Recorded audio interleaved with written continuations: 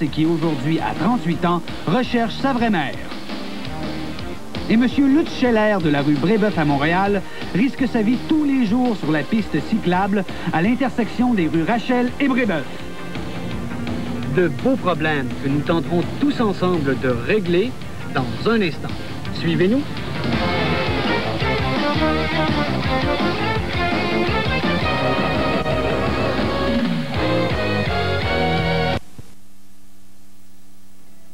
Monsieur Lutz Scheller de la rue Brébeuf à Montréal m'a fait parvenir une lettre accompagnée d'une pétition signée par 1000 personnes.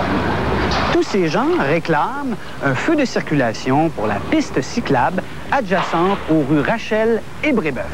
Monsieur SOS, je suis un économiste de 45 ans en pleine forme. Pour me détendre de mes longues heures de travail que je passe à mon bureau, je saute sur ma bicyclette et je profite des belles pistes cyclables de la ville de Montréal. C'est d'ailleurs mon principal moyen de transport. À Montréal, ça fait 11 ans, 12 ans que je me déplace quasiment exclusivement en vélo. Malheureusement, une simple balade peut devenir une entreprise périlleuse lorsqu'il s'agit de traverser certaines intersections. Au coin des rues Rachel et Brébeuf, par exemple, le danger est tellement grand que j'ai décidé de faire signer une pétition pour réclamer un feu de circulation. L'intersection de Rachel et Brébeuf, à mon avis, c'est le coin le plus dangereux au long de la piste cyclable parce que d'abord la circulation n'arrête jamais et les voitures roulent à une vitesse très élevée. La circulation automobile est ininterrompue à cause des feux de circulation qui régissent les rues Rachel et Parc-la-Fontaine. C'est la raison pour laquelle je vous écris. Monsieur SOS, nous sommes des milliers de cyclistes en danger. Nous comptons sur vous.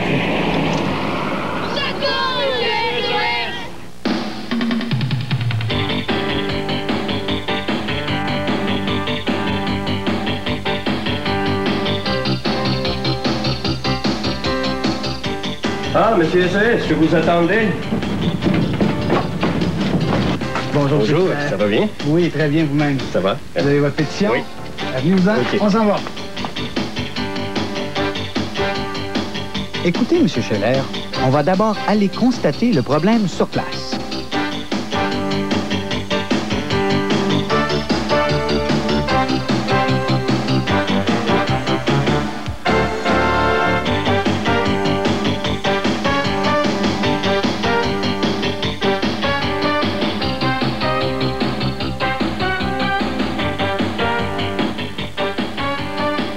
Oh, effectivement dangereuse cette intersection. Voyons ce que les usagers en pensent. Tu trouves ça dangereux ici, toi? Non? Sa maman, est-ce qu'elle trouve ça dangereux? C'est bien dur à traverser, surtout avec des enfants. Ouais. Qu'est-ce que vous suggérez? Mais au moins une lumière, ce serait une bonne chose. Il y a eu une pétition l'autre fois, puis j'étais d'accord avec ça. Vous, en tant qu'automobiliste, comment vous interprétez ici les barres jaunes? Un ralentissement. Oui. Mais vous, est-ce comme conducteur, est-ce que c'est clair comme signalisation? Malheureusement, je passe ça à peu près 10 fois par jour, puis ces signalisations, là, pas trop bonnes. La signalisation et les feux de circulation ici, c'est convenable? En fait, il n'y en a pas du tout. Donc, ça, ce serait une bonne chose, sans doute. On vient d'en avoir une preuve un peu. Je pense qu'ici, entre autres, là, vu qu'il y a beaucoup de piétons, de bicyclettes qui passent, ça serait bien, sans doute, d'avoir au moins un feu de signalisation pour laisser une place soit aux piétons, soit aux bicyclettes de passer. Écoutez, M. Scheller, le problème m'apparaît assez important pour aller voir immédiatement les autorités de la ville. On prend tout de suite la SOS Mobile, ça va être plus rapide. Venez-vous-en.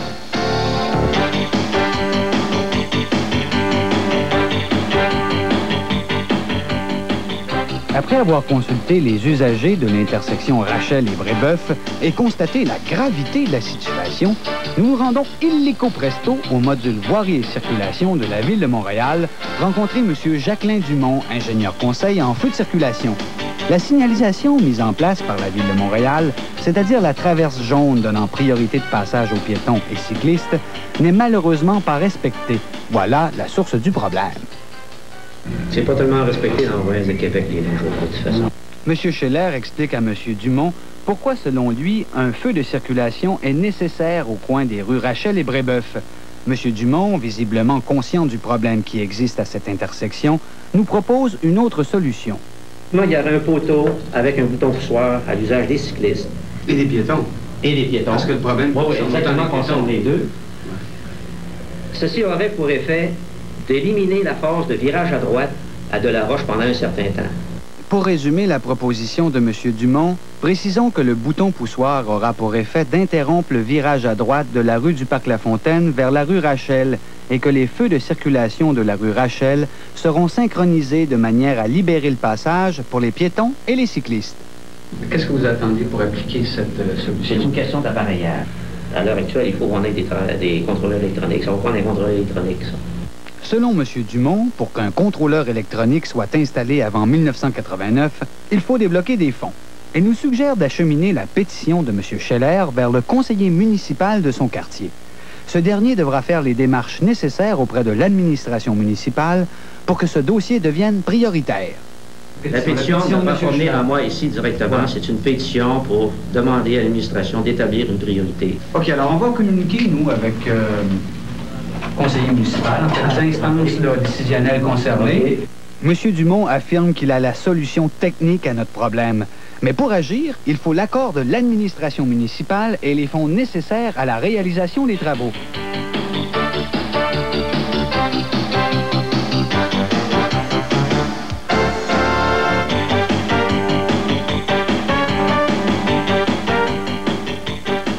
Je prends donc rendez-vous avec le conseiller municipal du plateau Mont-Royal, M.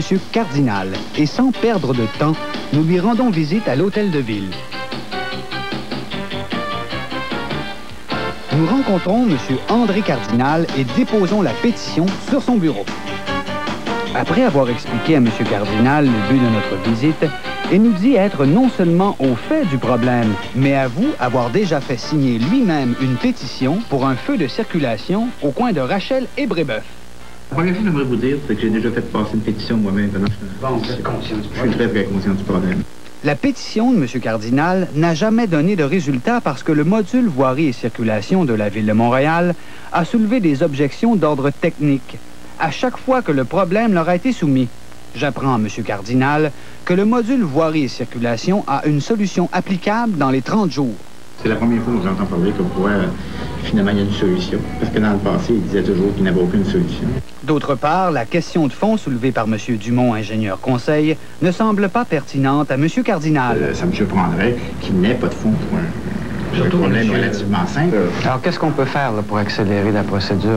Pour accélérer les choses, M. Cardinal nous suggère de rencontrer son collègue, M. Raymond Blain, conseiller associé dans le dossier des pistes cyclables. Sans préavis, nous invitons M. Blain à se joindre à nous, ce qu'il accepte malgré la surprise. Alors, M. Blain, je présente M. Schiller.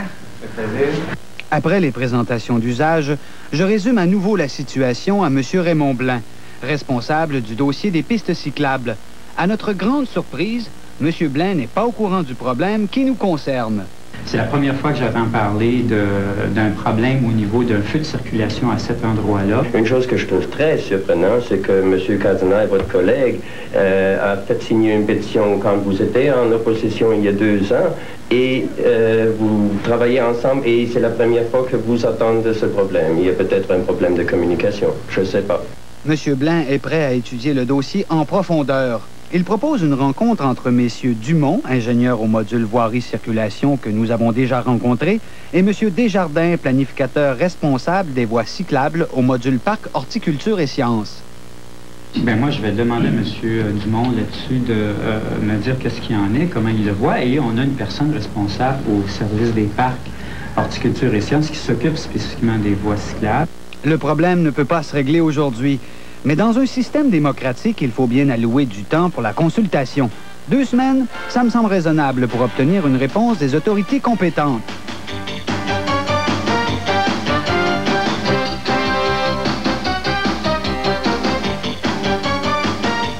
Alors, M. Scheller, il va falloir attendre 2 semaines avant d'avoir un feu vert pour les fonds? Mais attendre 2 semaines, c'est pas la fin du monde. C'est donc que le problème soit réglé.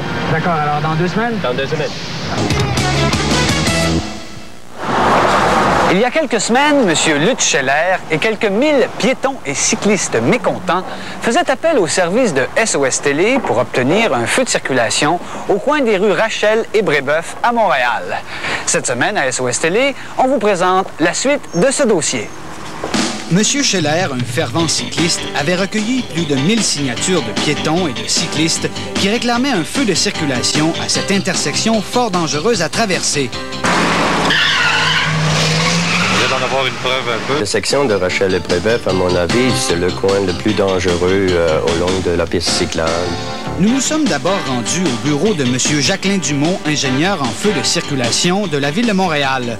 M. Dumont reconnaissait la gravité du problème. Cependant, il s'opposait à l'installation d'un feu de circulation au coin de la rue Brébeuf à cause de la trop courte distance qui l'aurait séparé du feu déjà existant à l'intersection suivante, rue de la Roche.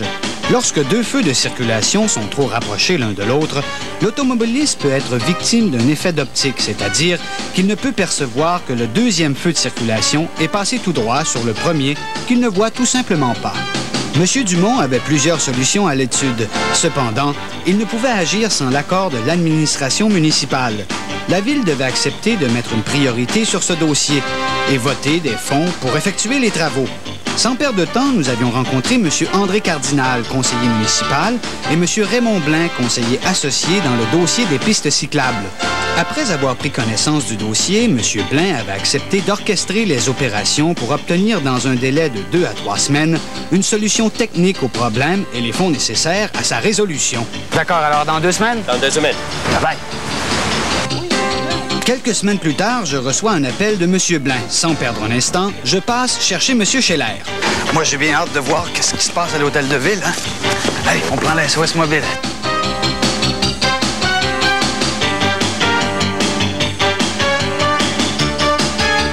Nous nous rendons à l'hôtel de ville où M. Blain nous attend. Les délais ont été plus longs que prévu, mais M. Scheller et moi sommes très confiants d'obtenir de bonnes nouvelles et impatients de connaître la solution qui a été retenue par les experts en circulation de la Ville de Montréal. Alors, j'ai des bonnes nouvelles à vous dire. C'est que la réponse de l'analyse technique, c'est que oui, il y aura un feu de circulation qui sera installé au coin de cette intersection Brébeuf et Rachel. Fantastique. Fantastique, M. Blain. Vous devez être content? Oui, très. La Ville installera donc un feu de circulation à l'intersection des rues Rachel et Brébeuf, mais ce feu sera doté de lanternes spéciales à faisceaux dirigés qui élimineront l'effet d'optique indésirable. Et ce n'est pas tout. Nous avons demandé au service des travaux publics de modifier l'éclairage qui environne cette intersection. Maintenant que la Ville a trouvé la solution technique à notre problème, il faut s'assurer que les fonds sont disponibles pour effectuer les travaux. Pour ce faire, M. Blain nous invite à le suivre au bureau Accès Montréal où nous pourrons consulter le plan triennal d'immobilisation. Mme Lise Charbonneau, agente de communication sociale, a en main ce fameux document accessible à tous, qui contient la liste des budgets votés par la Ville. Est-ce que ça serait possible de consulter le plan triennal d'immobilisation? Mme Charbonneau nous prouve noir sur blanc qu'un budget a été voté pour l'aménagement de l'intersection Rachel et Brébeuf. Grâce à SOS Télé, une partie de ce budget sera utilisée pour l'installation d'un feu de circulation. Bon, un autre beau problème de régler. Ah, c'est fun. Vous devez être content? Oui, très. Écoutez, on se rend tout de suite au coin de Rachel et Brébeuf, voir M. Dumont, l'ingénieur en chef en signalisation, et il va nous expliquer exactement quel type de feu de circulation il va avoir au coin de Rachel et Brébeuf dès l'an prochain. Allons-y. Venez-vous-en.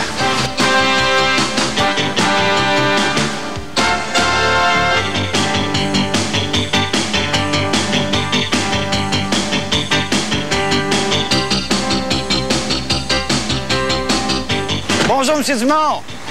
Bonjour, monsieur. Ça va bien? Ça va bien. Vous connaissez M. Scheller? Quand nous arrivons sur les lieux, les travaux vont déjà bon train. Des gros travaux ce matin? Oui, monsieur, on a changé l'ampoule pour augmenter le niveau d'éclairage. On a remplacé l'ampoule de mercure par du sodium à haute pression.